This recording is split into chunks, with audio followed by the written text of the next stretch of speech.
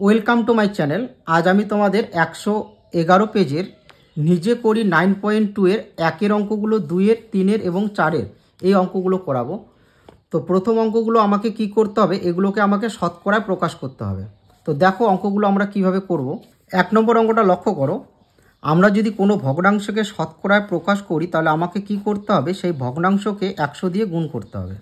তাহলে 100 কেটে দাও, তাহলে কত হচ্ছে 19, তাহলে 19%। 2 নম্বর অঙ্কটা লক্ষ্য করো। 2 নম্বর অঙ্কটা আমি কি করব, 3/5কে 100 দিয়ে গুণ করব। তাহলে 5 কুড়ি কত হচ্ছে 100, তাহলে 3 কুড়ি কত হচ্ছে 60, তাহলে এটা কত হবে 60%। তারপর 3 নম্বর অঙ্কটা লক্ষ্য করো। 7/10কে আমি কত দিয়ে গুণ করব, 100 দিয়ে গুণ করব। তোমাদের শতকরা প্রকাশ করতে হলে তোমাদের কি করতে হবে, 100 দিয়ে গুণ করতে হবে। তাহলে 10 10-এ 100, তাহলে কত হচ্ছে 7 10-কে 70%। তো 4 নম্বর অঙ্কটা লক্ষ্য করো। প্রথমে আমাকে দশমিক তুলতে হবে, তাহলে উপরে হবে 2 1, নিচে দশমিকের পরে দুটো সংখ্যা, তাই একের পরে দুটো শূন্য, গুণন 100। যেহেতু শতকরা প্রকাশ করব তাই 100 দিয়ে গুণ করতে হবে। 100 কাটা থাকলো কত 21, তাহলে আমি লিখবো কত 21%। 5 নম্বর অঙ্কটা লক্ষ্য করো। প্রথমে আমি কি করব, দশমিক তুলব, তাহলে উপরে কত হবে 5, নিচে দশমিকের পরে দুটো সংখ্যা, তাই একের পরে নিচে দুটো শূন্য হবে, গুণন 100। 100 কেটে দাও, থাকলো কত 5, তাহলে এটা কত হবে 5%। 6 নম্বরটা লক্ষ্য করো, কি আছে 0.8, তাহলে উপরে হবে 8, নিচে কত হবে 10, দশমিকের পরে যেহেতু একটা সংখ্যা আছে তাই নিচে 10 হবে, গুণন 100।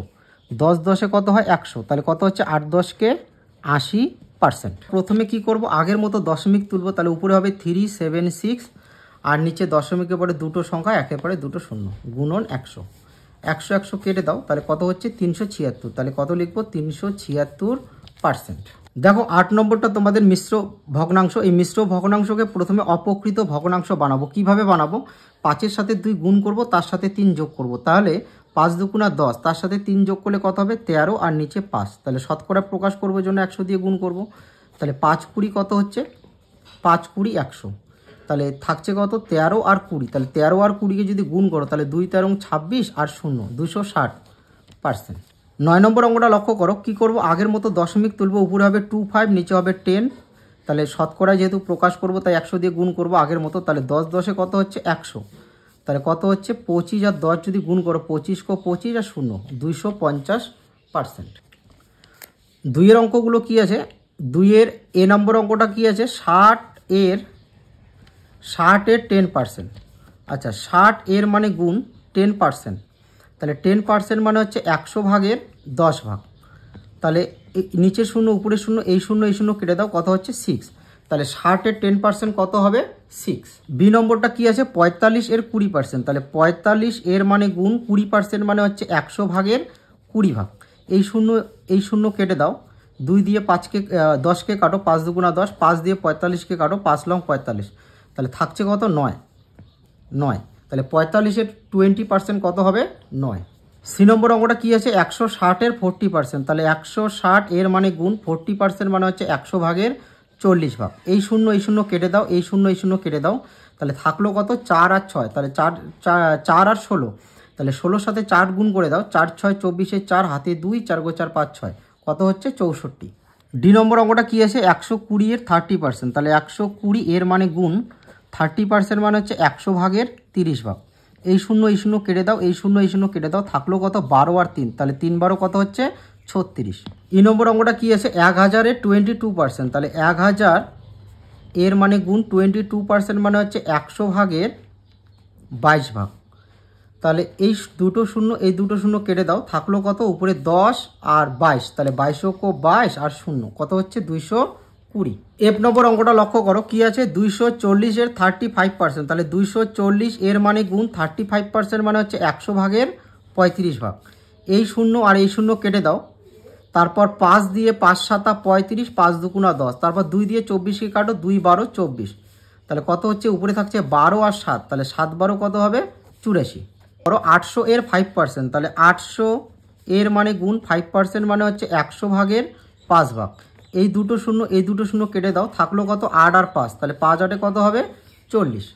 23 নম্বর অঙ্কটা কি আছে 3600 এর 18%, মানে 3600 এর 18% কীভাবে বের করবো, আগের মতো 3600 এর মানে গুণ 18% মানে হচ্ছে 100 ভাগের 18 ভাগ, তাহলে এই দুটো শূন্য কেটে দাও, তাহলে উপরে থাকছে কত 36 আর 18, তাহলে 36 আর 18 যদি আমরা গুণ করি তাহলে 6 8 48-এর 8 হাতে 4, 3 8 24, 4 28, 6 को 6, 3 को 3 থাকছে কত হচ্ছে 8, 8 6 14, হাতের 1, 3 2 5 আর 1 6 কত হলো 648। 3 নম্বর অঙ্কটা কি বলেছে, আমাকে দাদু মেলায় যাওয়ার জন্য 50 টাকা দিলেন, আমি সেই টাকার 70% মেলায় খরচ করলাম ও বাকি টাকা জমানোর ভারে ফেলে দিলাম। হিসাব করে দেখি কত টাকা খরচ করলাম এবং কত টাকা ভারে জমা রাখলাম। তাহলে মেলায় যাওয়ার জন্য দাদু আমাকে কত টাকা দিয়েছে 50 টাকা, তাহলে লিখব দাদু আমাকে দিয়েছে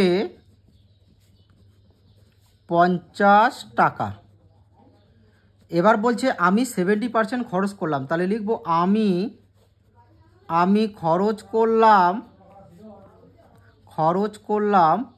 কি করলাম 50 টাকার 70%, তাহলে 50 গুণন 70%, তাহলে 50 গুণন 70% মানে হচ্ছে 100 ভাগের 70 ভাগ। এই শূন্য এই শূন্য এই শূন্য কেটে দাও, থাকলো কত 5 আর 7, 5 সাথে কত হচ্ছে 35, তাহলে আমি খরচ করলাম 35 টাকা। এবার বলেছে বাকি টাকা ভারে জমা করলাম, তাহলে কত টাকা ভারে জমা রাখলাম, তাহলে লিখবো সুতরাং ভারে জমা রাখলাম।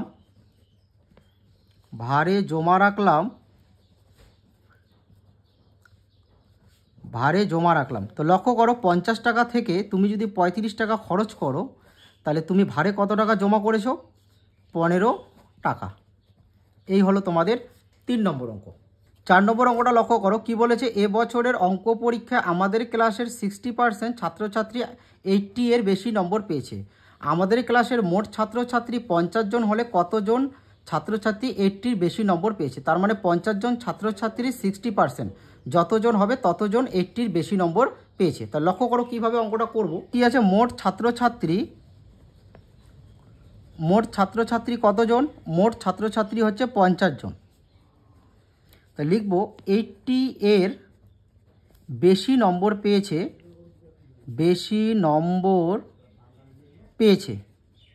তাহলে 80-র বেশি নম্বর পেয়েছে কত পার্সেন্ট, 80-র বেশি নম্বর পেয়েছে 60%, তার মানে 50 গুণন 60%, তাহলে 50 গুণন 60% মানে হচ্ছে 100 জনের মধ্যে 60 জন, তাহলে 50 জনের মধ্যে কতজন হবে, এই শূন্য এই শূন্য এই শূন্য কেটে দাও, তাহলে 5 6 30 জন। তাহলে 80-র বেশি নম্বর কতজন পেয়েছে 30 জন। এই হলো তোমাদের 4 নম্বর অঙ্ক।